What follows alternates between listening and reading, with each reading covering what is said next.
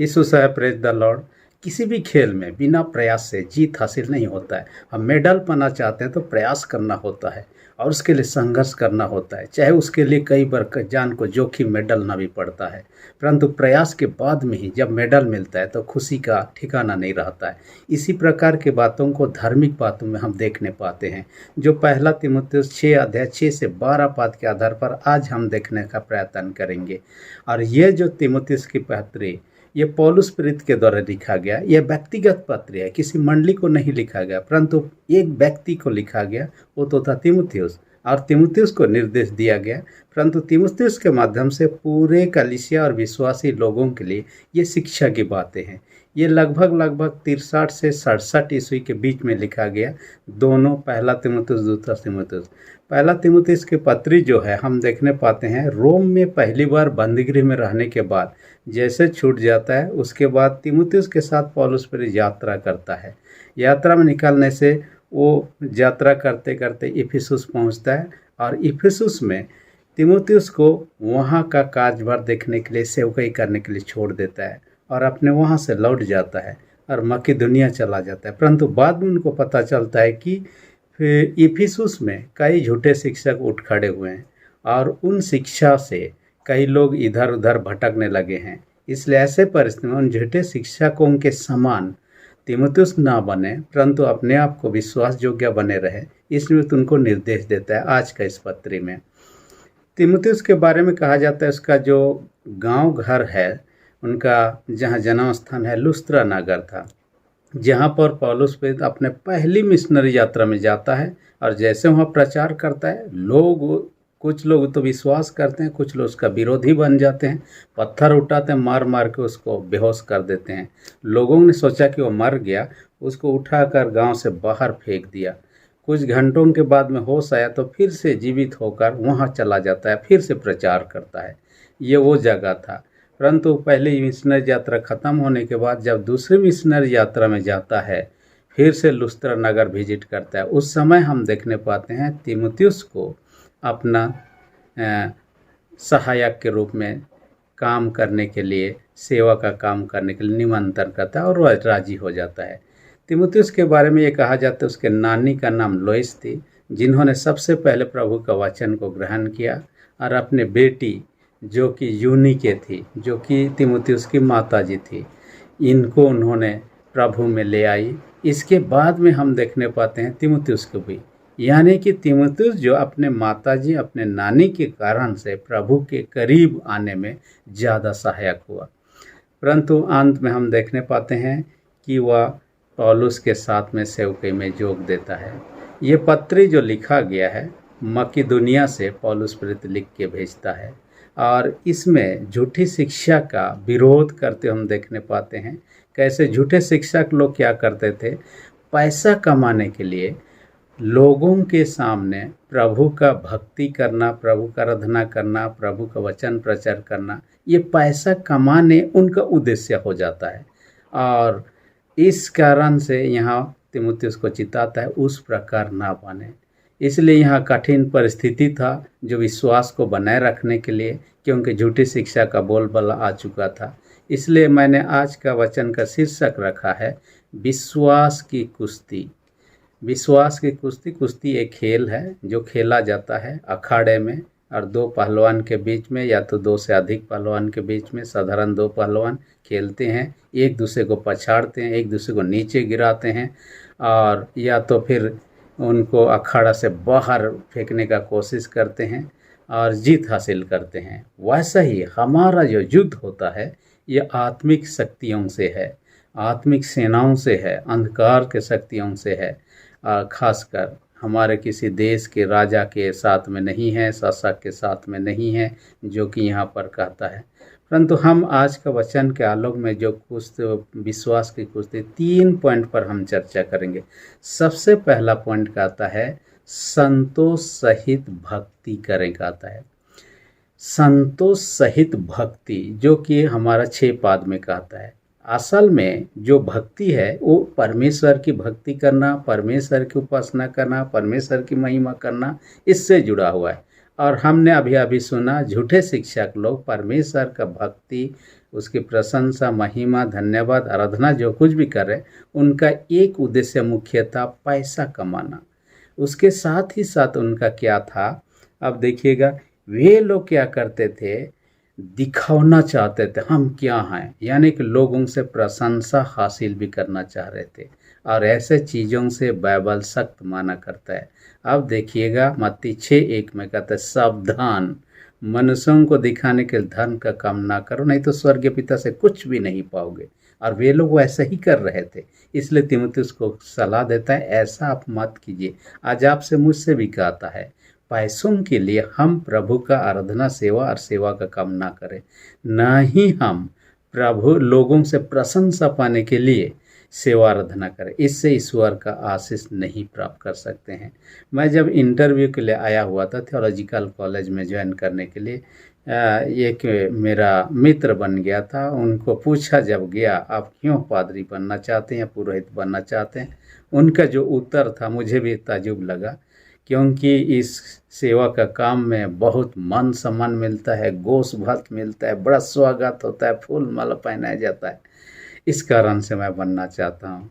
इस प्रकार की यदि सोच विचार के साथ हम सेवा में रहेंगे, हालांकि वो चुने नहीं गए और इस कारण से उनका जो उद्देश्य था कि आना सेवकाई करना, वो असफल रहा। जो भी हो, परंतु उन्होंने ऐसा कोशिश किया था, उनका मन में था, लेकिन ऐसा नहीं हुआ। इस प्रकार की भावना के साथ में हम सेवा आराधना ना करें।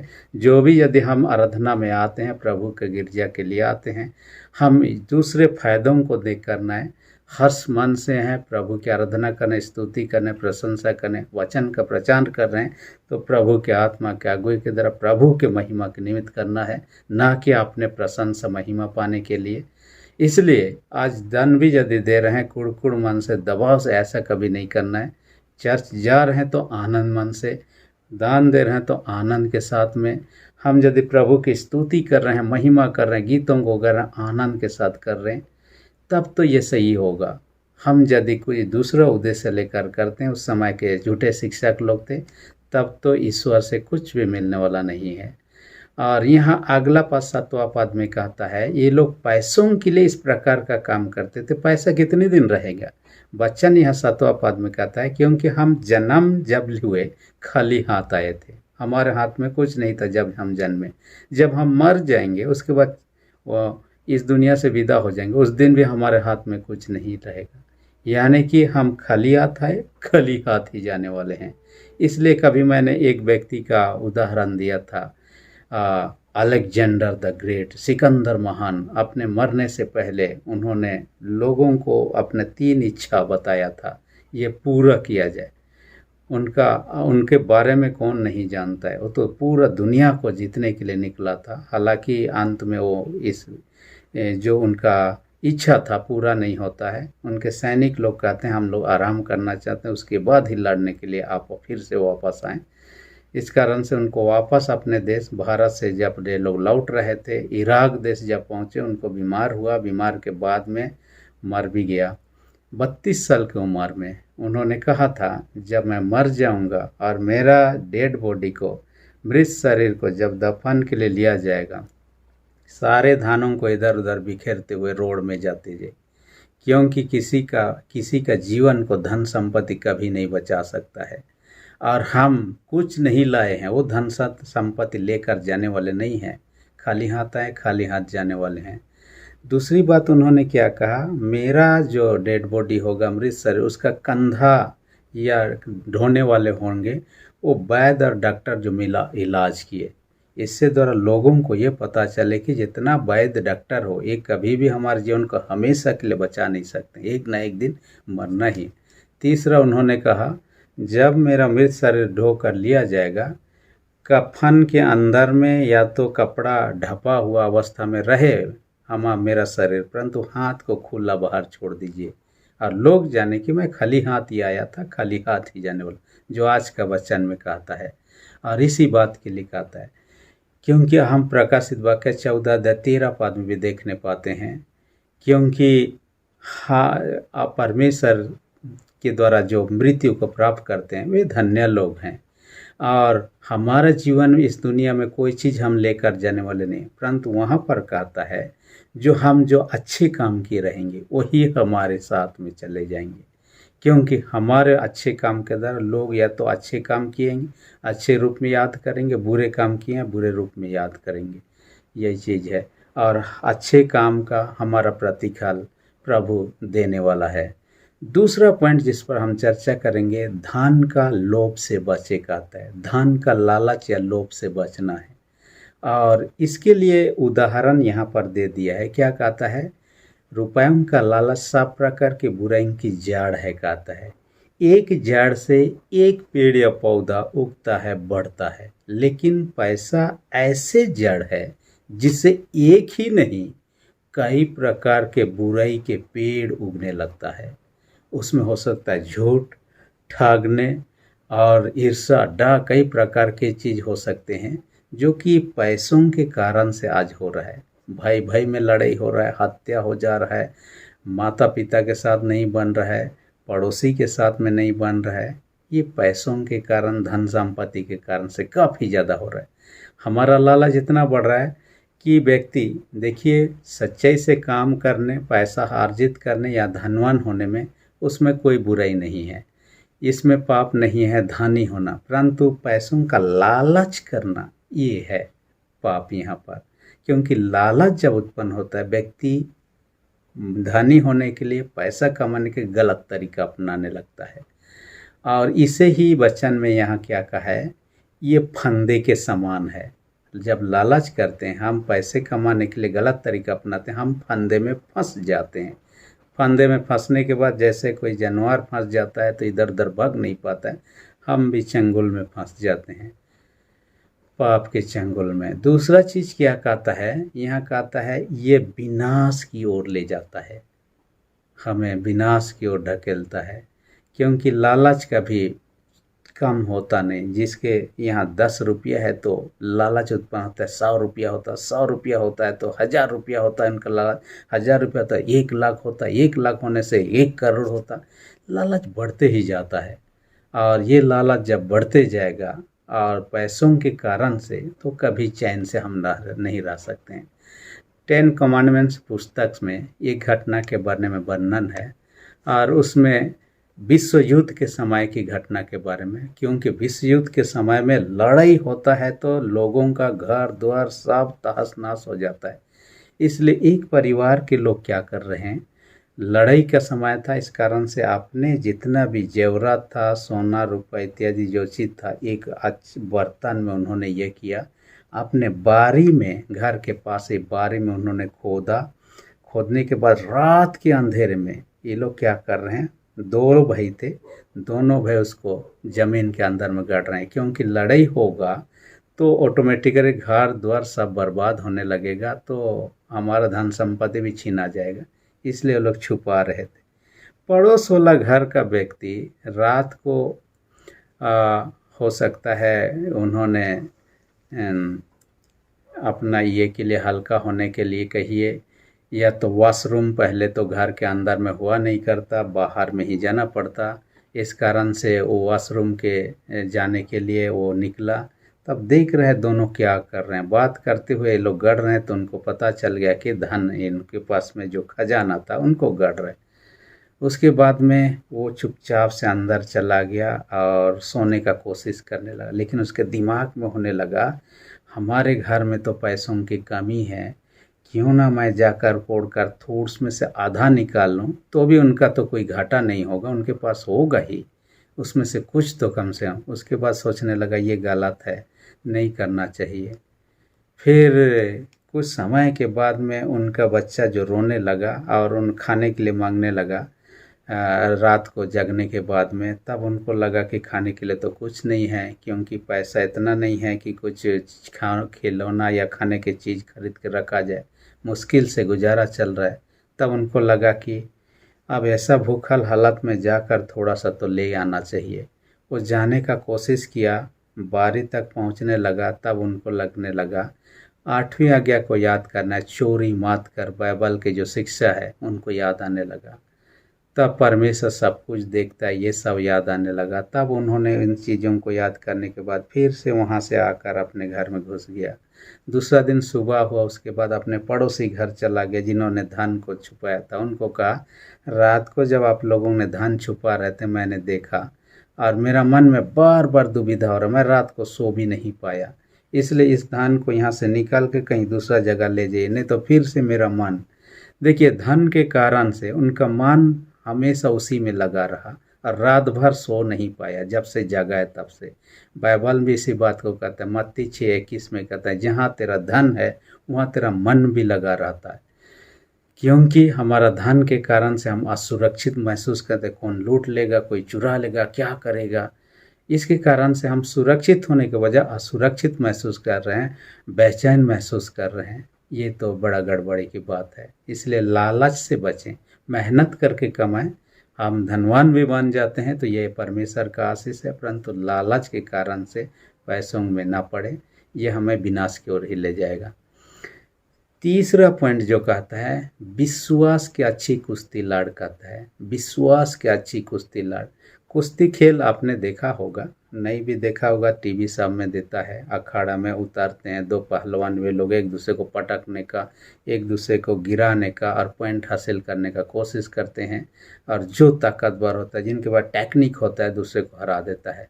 वैसा ही आत्मिक जीवन में आत्मिक युद्ध चलता है और हमें शैतान हमें बुरी चीज़ें हराने का कोशिश करता है। हम ना हारें, हमें कोशिश करना चाहिए, प्रयास करते रहना चाहिए, ऐसा कि जीत हासिल करें। जीत हासिल करेंगे तो पुरस्कार हम प्रभु से पाएंगे। और इसमें 3 महा हमारे विरोधी हैं जो कि बाइबल के अनुसार हम देखें। पहला है शैतान है, दूसरा है संसार जो दुष्ट लोग हैं, और तीसरा जो है तो हमारा कुअभिलाषा, हमारा शरीर का अभिलाषा जो है वो हमारे पाप की ओर है।